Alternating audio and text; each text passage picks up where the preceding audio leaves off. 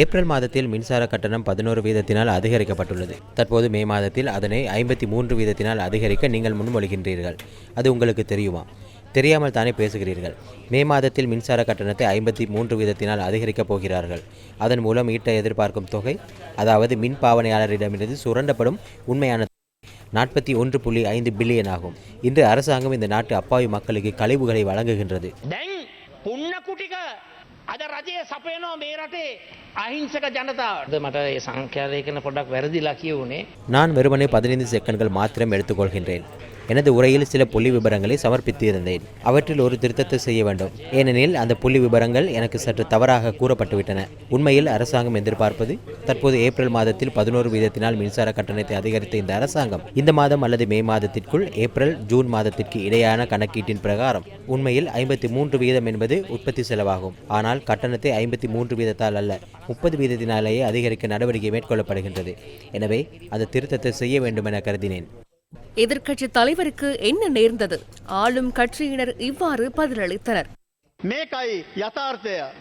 கௌரவ பிரதி சபாநாயகர் அவர்களே, இதுதான் யதார்த்தம். வேறு புள்ளி விவரங்களை கொண்டு வந்தாலும், வேறு பொய்களை கூறினாலும், மக்கள் கொடுப்பதாக சொன்னாலும் மக்கள் கழிவுகளை குடிப்பதற்கு தயாராக இல்லை என்பதை கூற விரும்புகின்றேன். மக்களுக்கு கழிவுகளை ஊட்ட தயாராக இருந்தவர்கள் இன்று எதிர்க்கட்சிக்கு தள்ளப்பட்டுள்ளார்கள். சில கட்சிகள் செல்லுபடியாகிவிட்டன, சில கட்சிகள் குப்பை தொட்டிக்கு சென்று விட்டன. கடந்த பல வருடங்களாக அரசியல் செய்து மக்களை மாடுகளை நினைத்துக் கொண்டு அவர்களுக்கு புண்ணாக்கு ஊட்டம் என்றதன் பதிலாகவே மக்கள் தமது இறைமையுள்ள அதிகாரத்தை பயன்படுத்தி 159 மக்கள் பிரதிநிதிகளை தேசிய மக்கள் சக்தியினூடாக பாராளுமன்றத்திற்கு அனுப்பியுள்ளனர். மக்கள் புண்ணாக்கு குடித்ததனால் இப்படி செய்யவில்லை.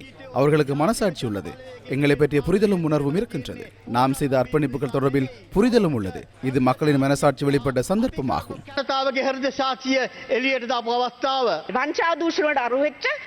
ஊழல் மோசடிகளில் சிக்கியவர்கள், கொலை குற்றங்களில் சிக்கியவர்கள், திருட்டுகளில் பிடிப்பட்டவர்கள் மற்றும் நாட்டுக்கே பொய் சொன்னவர்கள் இன்று வந்து எங்களுக்கு ஊழல் மோசடி மற்றும் பொய்களை பற்றி பாடம் எடுக்கிறார்கள்.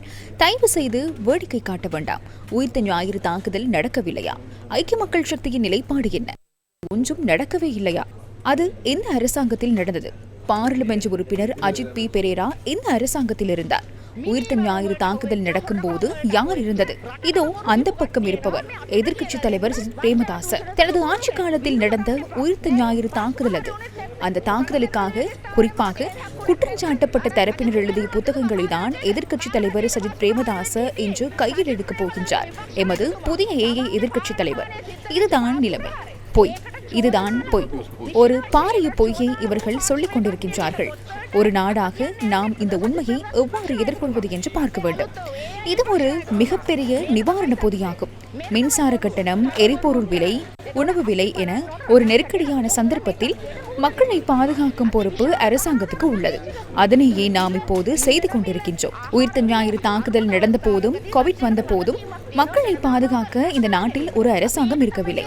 ஆனால் இன்று அரசாங்கம் இருக்கின்றது. அதனால் நாம் ஒரு பொறுப்புள்ள அரசாங்கமாக செயற்படுகின்றோம்.